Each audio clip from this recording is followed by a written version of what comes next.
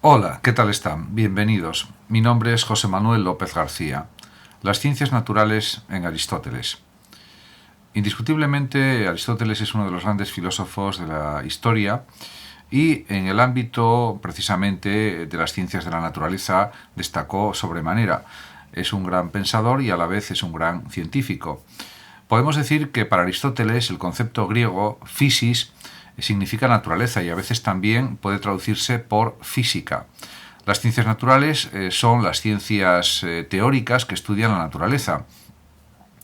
Para Aristóteles, por ejemplo, una piedra que cae es un cuerpo inerte que manifiesta una tendencia interna a moverse en un cierto sentido, hacia abajo, pero una semilla que se convierte en planta es también otro proceso físico y en realidad es un organismo vivo que manifiesta un principio interno de cambio. Aristóteles distingue tres tipos de cambios fundamentales. Primero, respecto al lugar. Es el movimiento en el que se pasa de un lugar a otro. Además, existe también el movimiento respecto al crecimiento o decrecimiento de algo. En este caso, es evidente que los seres vivos, como las plantas, no se mueven de lugar, pero sin embargo tienen un principio interior de cambio por el que pasan de ser semilla a convertirse, por ejemplo, en árbol. También existe un cambio por alteración. Se refiere a los cambios que se producen respecto a algunas cualidades. Por ejemplo, el estudio produce un cambio en la cualidad al pasar de ignorante a sabio o de la ignorancia al saber, podemos decir. Además de las realidades naturales, para Aristóteles es evidente que existen otros tipos de realidades artificiales, las que han sido construidas o elaboradas por el ser humano, y también realidades divinas que identifica con los cuerpos celestes, que son perfectos y que por tanto son divinos para el estagirita. Las realidades naturales además se diferencian de las artificiales y de las divinas, en que las dos últimas carecen de principio interno de cambio. En relación con este ámbito de las ciencias naturales, cabe subrayar que, por ejemplo, la teoría del acto y la potencia es una de las principales teorías aristotélicas, porque Aristóteles se pregunta por la esencia de la naturaleza. Y la respuesta, de nuevo, se limita a dos posibilidades: o bien es forma o bien es materia. En el sentido de la explicación de lo que es potencia y acto, Aristóteles lo explica de una forma muy clara. El acto significa que hay posibilidades que se han realizado, de hecho, y que por tanto han llegado a ser realidades. El acto, podemos decir, por tanto, que es la actualización de alguna facultad o característica que una sustancia tenía en potencia. Por ejemplo, una semilla es un árbol en potencia y un trozo de mármol podemos decir también que es una estatua en potencia.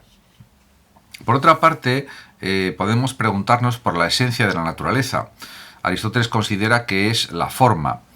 La naturaleza es acto, es real y está presente porque ha llegado a tener una forma o unas formas determinadas.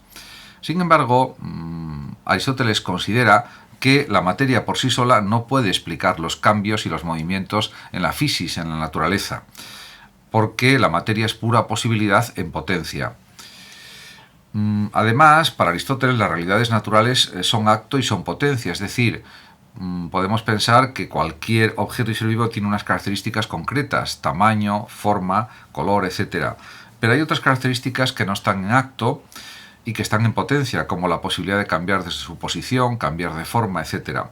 En definitiva, podemos afirmar que para Aristóteles el paso de la potencia al acto es lo que define o lo que explica lo que es realmente el movimiento. En relación con el cambio y el movimiento, en la filosofía de Aristóteles podemos decir que él considera que el cambio supone pasar de un estado a otro. Por ejemplo, cuando un ignorante se convierte en sabio. Según Aristóteles, cuando se produce el cambio intervienen tres factores fundamentales, que son: primero, una entidad o sustancia que es el sujeto del cambio. En segundo lugar, la privación de una forma que la sustancia tiene en potencia. Y en tercer lugar, la forma una vez actualizada. La privación de una forma significa que no está en acto. Por ejemplo, un trozo de mármol está privado de tener la forma de estatua. La forma de estatua está en potencia, pero no en acto. Una semilla está privada de la forma de árbol y llega a convertirse en árbol y dejará de estar privada de dicha forma porque en ese momento se habrá actualizado. En este sentido, podemos afirmar que en la filosofía aristotélica el cambio y el movimiento se producen cuando se actualiza, pues podemos decir, algún atributo de los que una sustancia está privado, pero que tiene en potencia. Los cambios son de esta manera. Por ejemplo, bien Sócrates está pálido, bien está sonrosado. Tener una característica implica estar privado de la otra.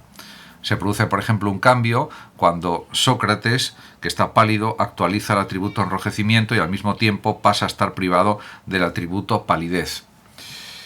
Por otra parte, un cambio nunca se produce entre dos géneros distintos. Una gallina no puede cambiar hasta convertirse en elefante, ni una semilla puede hacer que brote un animal. El cambio, por otra parte, para Aristóteles es, podemos decir, paradójico, porque supone a la vez ser y no ser, es decir, se subvierte el principio de no contradicción, pero es lo propio de los cambios. En cuanto a la teoría de las causas, Aristóteles las explica de una forma muy clara y distinguió Aristóteles 4 maneras diferentes de responder a la pregunta ¿por qué ocurre algo? Es decir, estableció la existencia de 4 causas. Primero estaría la causa material, se refiere a la materia de la que está hecha un objeto o un ser vivo. También es definible la causa formal, se refiere a la forma y consiste en establecer la esencia o definición de la sustancia. También hay que citar la causa eficiente, se refiere al agente productor de un objeto, de su movimiento. En relación con la acción humana, por ejemplo, la causa eficiente de una estatua es un artista. La causa final supone explicar el para qué de algo. Se refiere, en definitiva, al objetivo, al fin al que tiende un objeto. Por ejemplo, la causa final de una vasija es que sirva para contener algo. En cuanto a la causa final y la teleología, pues hay que decir que la causa final es una de las nociones fundamentales en la visión aristotélica del mundo y da lugar a una concepción teleológica, telos en griego significa fin, y está claro que para Aristóteles todo movimiento o cambio, tanto en la conducta humana como en la naturaleza, tiende hacia un fin, a un propósito, tiene una intención. El movimiento de una piedra al caer por una ladera, el cambio que sufre una semilla para convertirse en planta, o las razones por las que una persona se decanta por una acción determinada tienen una finalidad. El ser humano, según Aristóteles, actúa según unas intenciones y busca la consecución de un fin o de unos fines determinados. La naturaleza, podemos pensar, siguiendo los planteamientos aristotélicos, a diferencia del ser humano, no tiene intenciones, pero sí tiene un fin, según el planteamiento aristotélico. Tanto los seres inertes como los seres vivos tienden a un fin. El fin que se encuentra en su naturaleza se identifica con la forma y la materia es el medio para alcanzar dicho fin. Podemos decir que es verdad que los seres humanos puede haber propósitos, intenciones, fines, y los hay de hecho, pero el que haya fines o propósitos en la misma naturaleza, pues eso ha sido descartado por la ciencia moderna y contemporánea. De todas maneras, pues Aristóteles insiste en que los seres vivos la finalidad se observa en todas sus acciones y funciones, podemos decir. Por ejemplo, la finalidad de una araña, según Aristóteles, que teje una red, consiste en atrapar presas, y las raíces de las plantas se dirigen hacia abajo con el objetivo de captar más agua y nutrientes. En este caso, sí es verdad que, diríamos, la naturaleza pues produce distintas posibilidades en las plantas, en los animales, y es verdad que ahí puede haber una cierta intención o propósito. Pero diríamos en la propia naturaleza en sí misma, por ejemplo en el proceso de la evolución, se sabe actualmente, pues no existe pues una finalidad determinada, sino que la evolución supone la supervivencia de los más aptos, etcétera, pero no hay una teleología, no hay un finalismo.